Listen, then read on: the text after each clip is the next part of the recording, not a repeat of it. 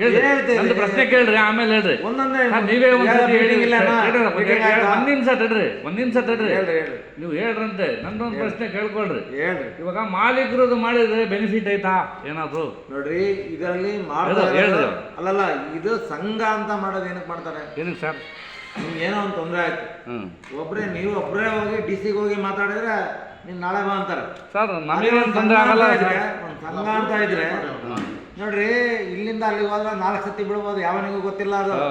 ಅಂದ್ರೆ ತೊಂದರೆ ಆದಂತ ಸಮಯಕ್ಕೆ ಅಂತಾನೆ ಈ ಸಂಘ ಸಂಸ್ಥೆಗಳು ಮಾಡೋದು. ಒಂದು ಶ್ರೇಯಾಭಿವೃದ್ಧಿಗೋಸ್ಕರ ತಾನೇ ಮಾಡೋದು ಇದು.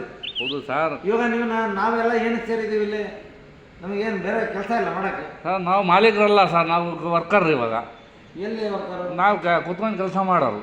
ಕೆಲಸ ಮಾಡಿದ್ರೆ ನಿಮ್ದೇ ಅಲ್ಲ ವರ್ಕ್ಶಾಪ್ ಅದು? ನಂದೇ ಇರೋದು, ನಾನೇ ಮಾಡ್ತೀವಿ. ಮಂಜುಂದ ಐತೆ, ಮಂಜುನು ಮಾಡ್ತಾರೆ. ನಿಮ್ಮ ಹೆಸರು ಇಟ್ಕೊಂಡಿದ್ದೀರಿಲ್ಲ? ಅವು ಜಯರಾಮ್ ಆದ್ರೆ ಅವ್ರವರೇ ಕೆಲಸ ಮಾಡೋದು ಜಾಸ್ತಿ. ಇವಾಗ ನೀವೇ ಮಾಲೀಕರು ಅಂದ್ರೆ 4-5 ಜನ ಇದ್ದಾರೆ ಸರ್ ಅಷ್ಟೇ. ಯಾಕೆ ಬೇರೆ ಯಾರು ಮಾಲೀಕರು ಇಲ್ಲ?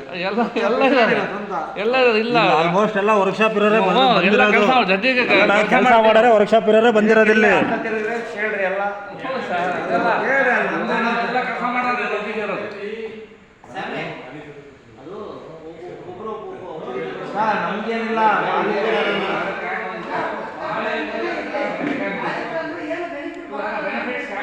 ಗೌರ್ಮೆಂಟ್ ಸಿಗಾಗಿ ಒಂದು ರೂಪಾಯಿ ಇದ್ದಾನೆ,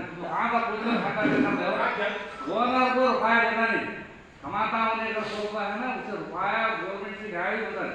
एक चीज दो यार एक लोन मिल सकता, दूसरा क्या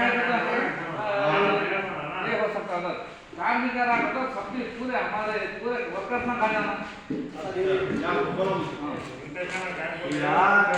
ನಿಮಗೆ ಫಾಯ್ದಾ ಸಿಗ್ಬೇಕಂದ್ರೆ ಸರ್ಕಾರದಿಂದ ತಾನೇ ಸಿಗೋದು, ಹೌದಾ? ಅಲ್ಲ ಹೌದು ತಾನೆ? ಹೌದು ಸರ್. ಸರ್ಕಾರಕ್ಕೆ ನನಗೆ ಒಂದು ಜಾಗ ಬೇಕಂತ ಬರ್ದಾಕ್ಬೇಕು, ಒಂದು ಜಾಗ ಸಿಗುತ್ತೆ. ಅದಾದಮೇಲೆ ನೀವು